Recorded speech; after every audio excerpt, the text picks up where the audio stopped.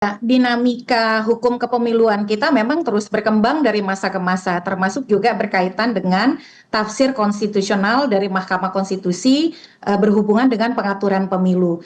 Kalau kita cermati, misalnya di pasal 22E ayat 2 saja, itu kan menyebutkan bahwa pemilihan umum dilaksanakan untuk pemilih anggota DPR, anggota DPD, DPRD provinsi, DPRD kabupaten kota, dan presiden wakil presiden. Nah, perjalanan konstruksi pasal 22E ayat 2 itu saja tuh sudah berubah-ubah. Pada awalnya 2004 dan 2009 serta 2014 kan pileg pilpres terpisah. Pemilu legislatif dulu, 3 bulan setelahnya baru pemilu presiden.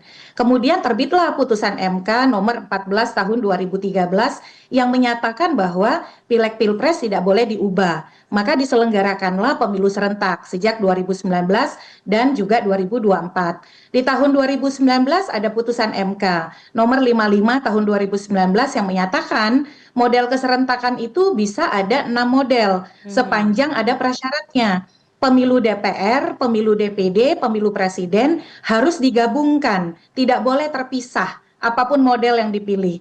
Nah, lalu di 2024 ada putusan 135 dengan mempertimbangkan sejumlah alasan antara lain soal fungsionalisasi demokrasi, purifikasi kedaulatan rakyat dengan memperhatikan original intent dan juga penguatan kelembagaan pemerintahan daerah, maka Mahkamah Konstitusi mengerucut pada opsi pemilu nasional dan pemilu daerah dengan jarak paling cepat 2 tahun, paling lama 2,5 tahun. Jadi tafsir itu juga tidak ajak begitu. Nah, yang kedua soal setiap 5 tahun sekali. Memaknai setiap 5 tahun sekali, kalau kita kontekstualisasikan dengan putusan MK 135, itu adalah asas regularitas periodik 5 tahun sekali harus dibaca dalam bingkai ketika desain keserentakan pemilunya sudah konstitusional seperti apa yang diputus oleh MK dalam 135. Nah, sekarang kita menuju model keserentakan yang konstitusional sebagaimana diputuskan MK.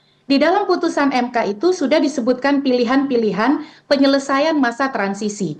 Indonesia beberapa kali mengalami masa transisi sehingga regularitas pemilu 5 tahun sekali juga tidak bisa berjalan dengan baik. Contohnya, pemilu tahun 71 itu tidak bisa 5 tahun, tetapi baru dilaksanakan tahun 77, siklus 5 tahunannya. Bahkan di masa reformasi, anggota DPR, DPRD itu harusnya baru berakhir di tahun 2002 yang hasil pemilihan 97. Tapi kan kita transisi nih, demokratisasi. Akhirnya diputuskan pemilu dipercepat menjadi tahun 99. Nah, dalam konteks ini, ketika misalnya ada pemilu nasional, pemilu daerah di 2031, dan kemudian pemilunya menjadi tidak 5 tahun untuk DPRD, dia harus ditempatkan sebagai masa transisi tadi, menuju konstitusionalitas desain pemilu serentak nasional dan daerah. Tapi saya setuju tadi dengan Bang Tobas, kajian lebih lanjut diperlukan, pilihan-pilihan yang tepat untuk mengisi masa transisi ini memang harus dielaborasi. Oleh karena itu, rancangan undang-undang tentang pemilihan umum atau revisi Undang-Undang 7 2017, yaitu harus segera dibahas supaya deliberasinya menjadi maksimal antara para pendapat yang beredar di masyarakat kita, Mbak Diana.